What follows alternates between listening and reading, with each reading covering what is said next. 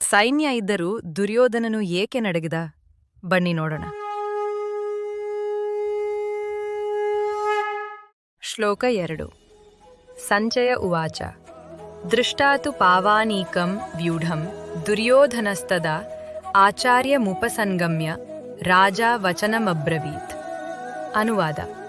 ಸಂಜಯನು ಹೇಳಿದ, ರಾಜನೇ, ಪಾಂಡವರ ಸೇನಾವ್ಯೂಹವನ್ನು ವೀಕ್ಷಿಸಿ ರಾಜ ದುರ್ಯೋಧನನು ತನ್ನ ಗುರುಗಳ ಬಳಿಗೆ ಹೋಗಿ ಹೀಗೆಂದನು.